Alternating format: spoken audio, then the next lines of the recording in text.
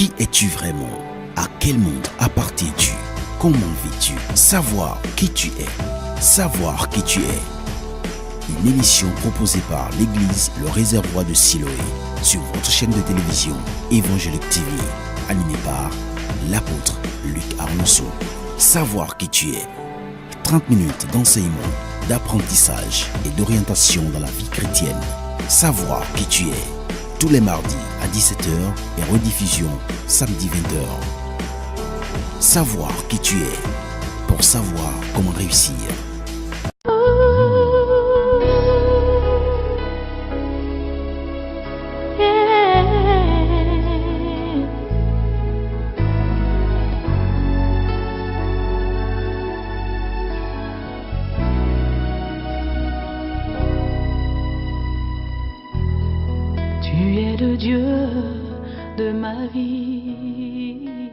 Fidèle ami de l'émission Savoir qui tu es. Nous bénissons le Seigneur pour la vie de chacun de vous. Vous à qui Dieu a donné la grâce de nous voir dans vos maisons. Nous avons la ferme assurance que Dieu qui nous a envoyés vers vous pour vous communiquer ses pensées achèvera son œuvre dans la vie de chaque personne. Parce qu'avec Dieu il n'y a jamais de hasard. C'est lui dans sa préscience qui a prédestiné cette émission, qui ne sera pas une émission de plus, mais plutôt une émission spéciale dans la vie de chaque personne. L'émission Savoir qui tu es sera une émission qui va bouleverser ta foi.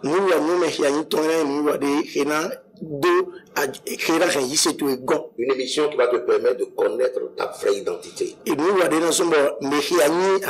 Qui tu es en Christ. Parce que lorsque tu vas connaître ton identité réelle en Christ,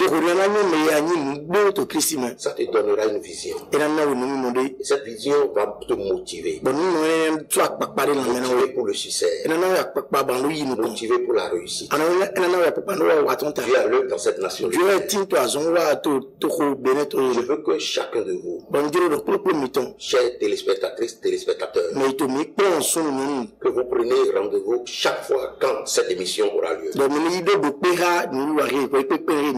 Parce que les montagnes vont se déplacer. Ce matin, nous allons nous entretenir autour d'un test. Dans 2 Corinthiens chapitre 5, le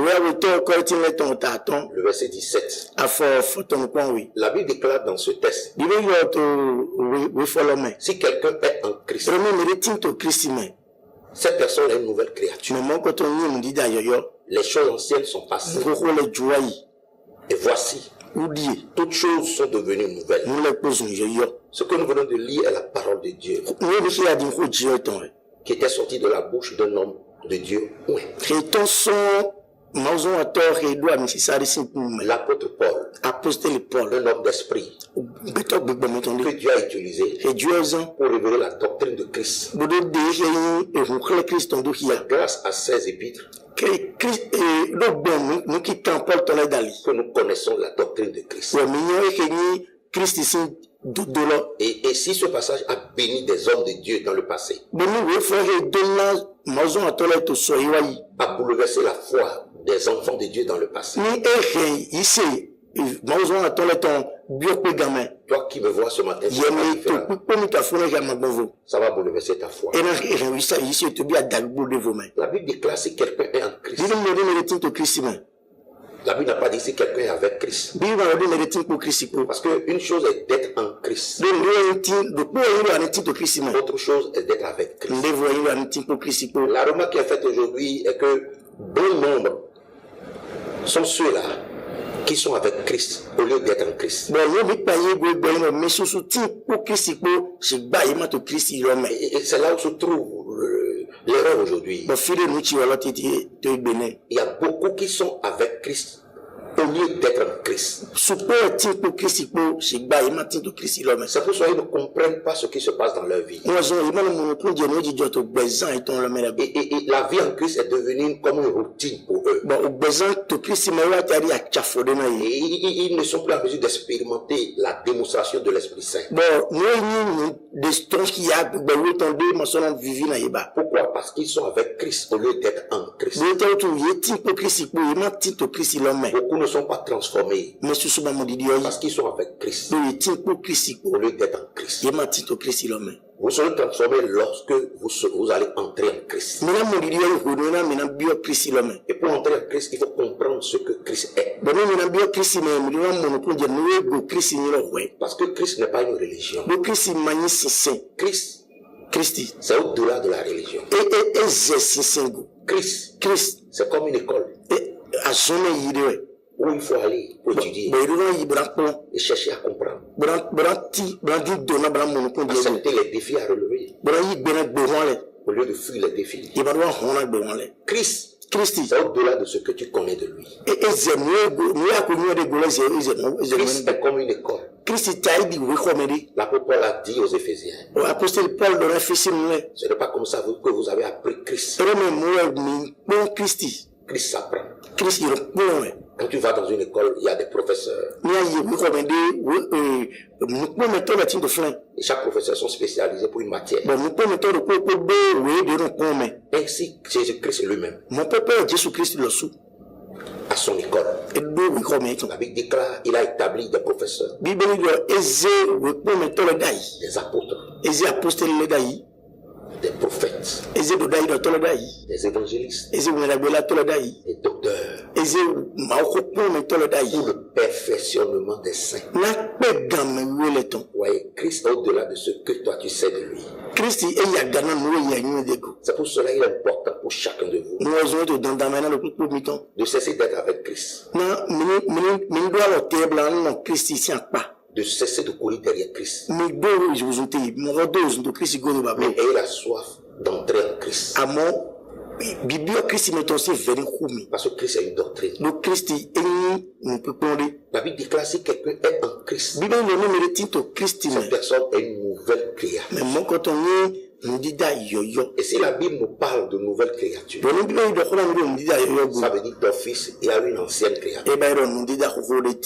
Alors s'il y a une ancienne créature, qu'est-ce qui s'est passé quand on parle aujourd'hui de la nouvelle créature?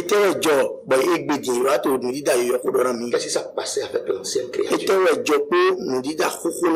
C'est qui l'ancienne créature? Nous irons voir dans la Bible. Nous allons tourner notre Bible dans Genèse chapitre 1. Genèse chapitre 1. Genèse chapitre 1 déclare. Le verset 27. La Bible déclare, Dieu créa l'homme à son image. Il le créa à l'image de Dieu. Il créa l'homme et la femme. Étudiez un peu ce verset. La Bible dit que Dieu a créé l'homme à son image. Au même instant, Dieu a créé l'homme et la femme. Dieu a créé l'homme et la femme au même instant, au même seconde. Ils étaient où? Ils étaient invisibles, bien sûr. Ils étaient en Dieu. Et Jésus nous révèle dans Jean chapitre 4 que Dieu est esprit. L'homme et la femme que Dieu a créés, c'est le commencement de toutes choses, étaient invisibles. Ils étaient en Dieu, esprit. Dieu les a créés au même instant. Et c'est pour cela la Bible a nommé le premier homme que Dieu a créé Adam. Adam veut dire le premier homme créé par Dieu au 6e jour. Et Ève veut dire la première femme que Dieu a créée. Alléluia. Amen. Dieu les a créés. Et ils étaient en lui. Ils étaient en lui. Mais ils ne pouvaient pas fonctionner dans ce monde visible. Mais le premier homme que Dieu a créé au 6e jour, qui veut dire Adam, était invisible. Il ne pouvait pas fonctionner dans ce monde visible. Il ne pouvait pas gérer les choses de Dieu. Parce que l'objectif, le but final de Dieu, lorsqu'il créait le premier Adam, est de l'établir pour gérer tout ce qui appartient à Dieu.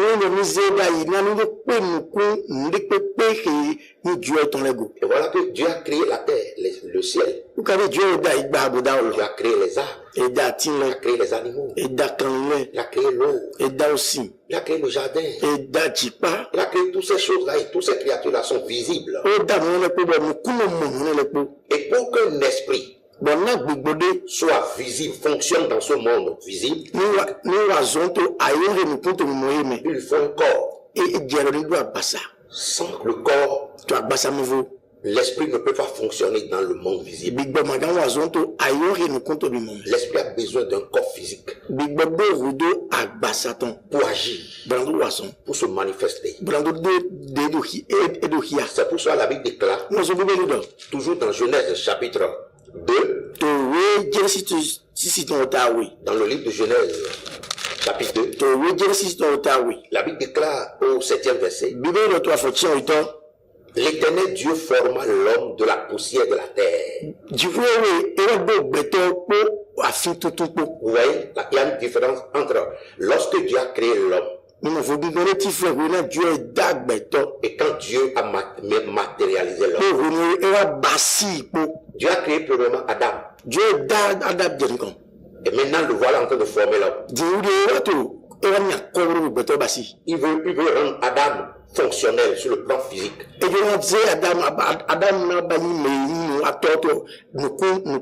Il veut que Adam agisse au-delà de l'invisible. Adam qu'il a créé. Et qui se trouvait en lui. Dieu veut le matérialiser maintenant. La Bible dit, l'Éternel Dieu a formé l'homme. Il n'a plus créé, mais il a formé maintenant. Nous voyons Dieu dans son chef-d'œuvre. Nous voyons Dieu à l'œuvre. Nous voyons Dieu en train d'utiliser son intelligence. Il est en train de donner une forme. Il a formé la poussière. Et après avoir formé la poussière, il a déposé Adam qu'il a créé dans la poussière. Adam qu'il a créé esprit, il a déposé dans l'homme. L'homme qu'il a formé avec la poussière. La Bible dit quand il a fini de former, il souffla dans ses narines un souffle de vie. Et l'homme devint une âme vivante. Quand Dieu a fini de former la poussière, il a déposé Adam esprit. La poussière, et l'homme est devenu une âme vivante. Et Dieu l'a établi. Une âme vivante veut dire un homme qui a la vie, mais n'est pas en mesure de communiquer cette vie à une autre personne.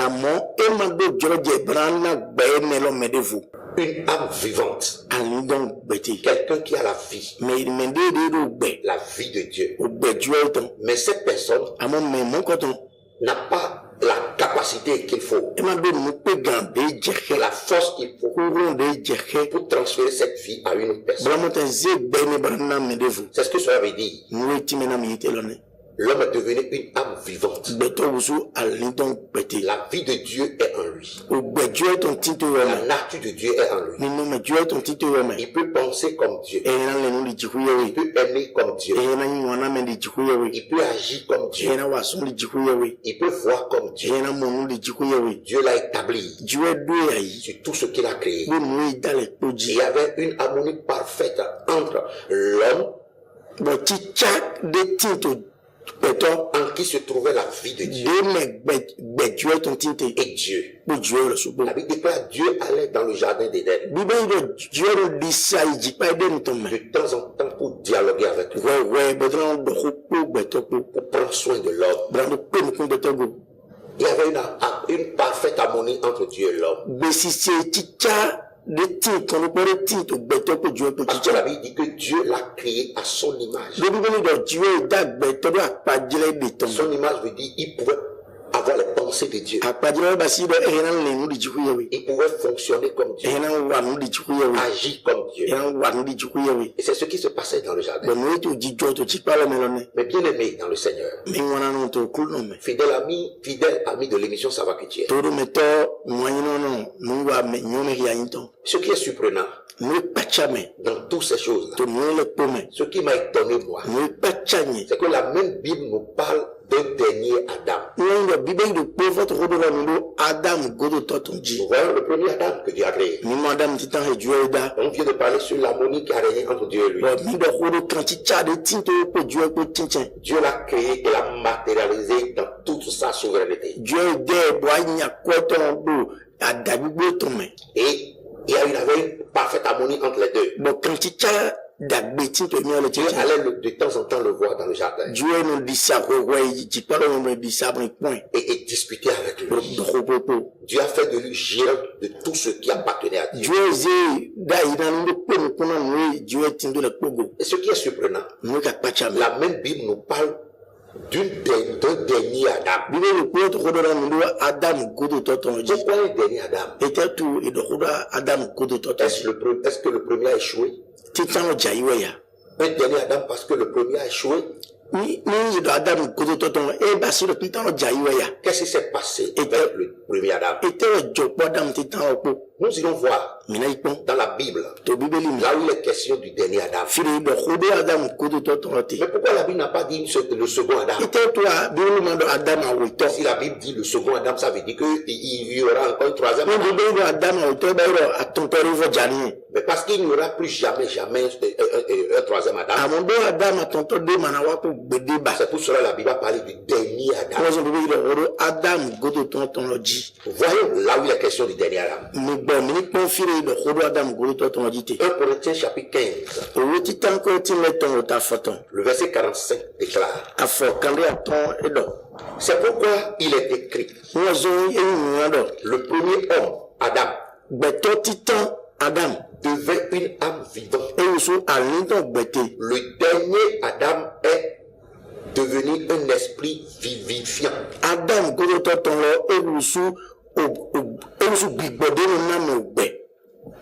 Le premier homme, Adam, est devenu une âme vivante. Je vous ai expliqué ce que cela veut dire. Une âme vivante veut dire quelqu'un qui a la vie de Dieu, mais n'est pas en mesure de transférer cette vie à une autre personne.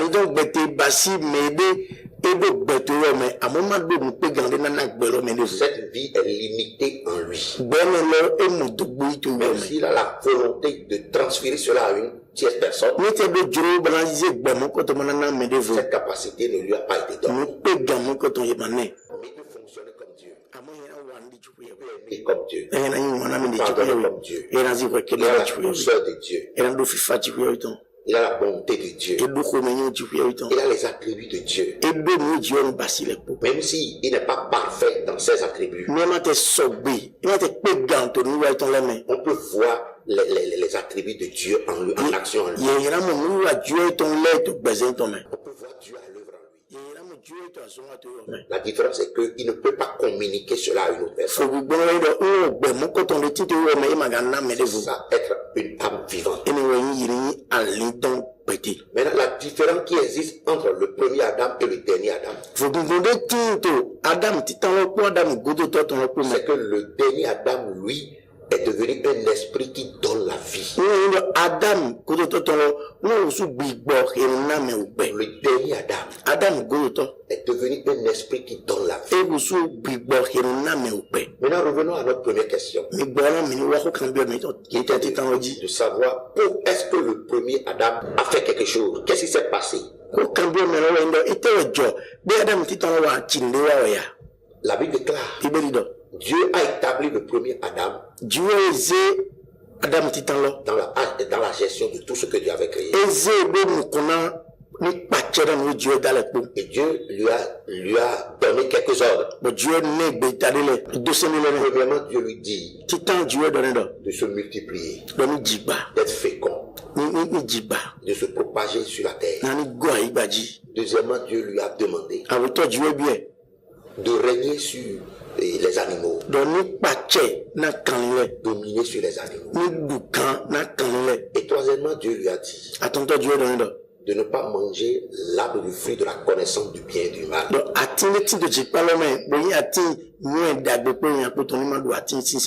Et Dieu termine en disant, le jour où tu vas manger, tu mourras certainement. Tu mourras certainement. Et quand Dieu lui a dit ça, Dieu l'a laissé. Au fil des jours, la Bible déclare que le serpent qui était le plus rusé de tous les animaux a choisi le jour où l'homme était absent. Il est allé vers la femme et il s'est mis à dialoguer avec la femme. Tout commence par une amitié. Certainement que la femme aimait cette espèce d'animal, le serpent.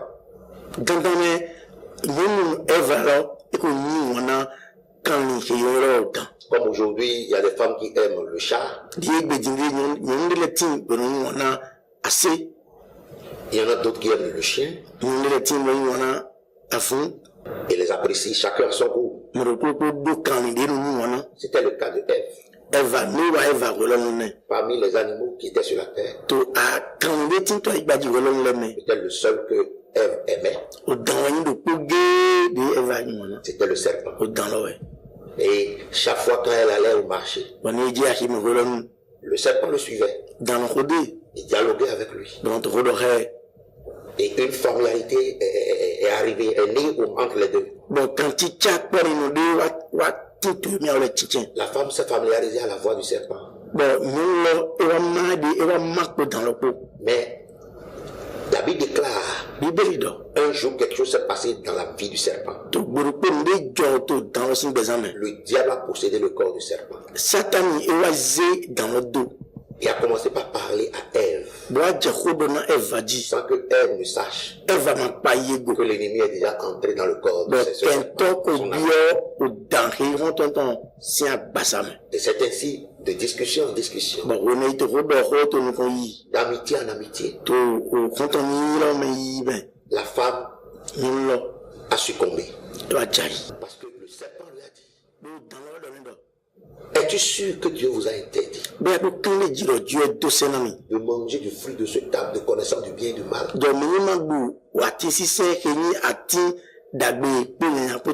Es-tu sûr que c'est ce que Dieu a dit? La femme répond, oui, Dieu nous a interdit. Il nous a ordonné de manger de tout ce qu'on voulait. Mais ça là, Dieu nous a interdit de manger le fruit de ce arbre. Et le serpent dit, oh, Dieu est un dictateur. Dieu est un dictateur. Toi-même, regarde la beauté de ce fruit. Dieu sait, le jour où vous allez manger, vous deviendrez comme lui. Alors que Adam et Ève étaient déjà comme Dieu. Mais Ève n'a pas discerné que le diable a déjà possédé le corps de son ami.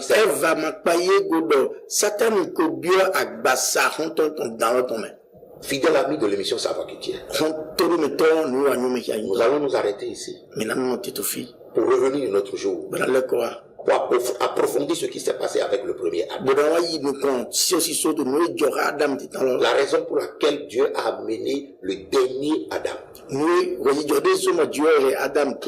Et pourquoi le dernier Adam est devenu un esprit qui donne la vie.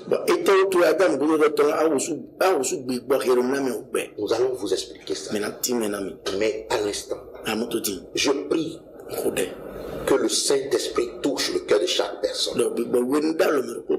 Que la puissance de Dieu rentre dans vos maisons. Que la puissance de la résurrection prépare le cœur de chaque personne afin de recevoir la gloire de Dieu, la bonté parfaite de Dieu, la sagesse de Dieu.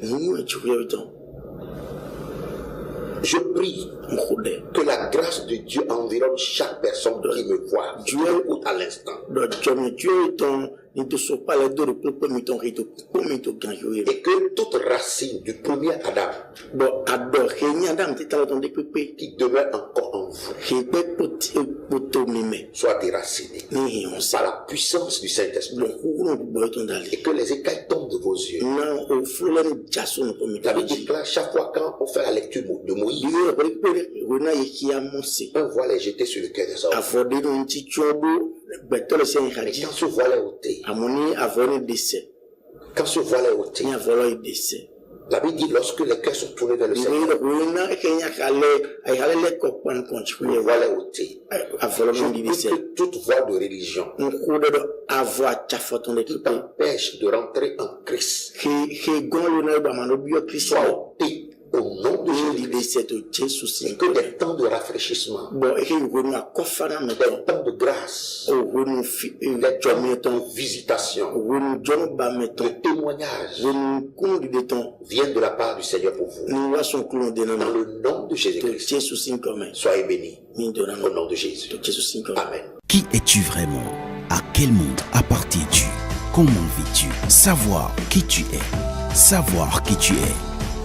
Une émission proposée par l'église Le Réservoir de Siloé sur votre chaîne de télévision Évangélique TV, animée par l'apôtre Luc Arnonceau. Savoir qui tu es. 30 minutes d'enseignement, d'apprentissage et d'orientation dans la vie chrétienne. Savoir qui tu es. Tous les mardis à 17h et rediffusion samedi 20h. Savoir qui tu es. Pour savoir comment réussir.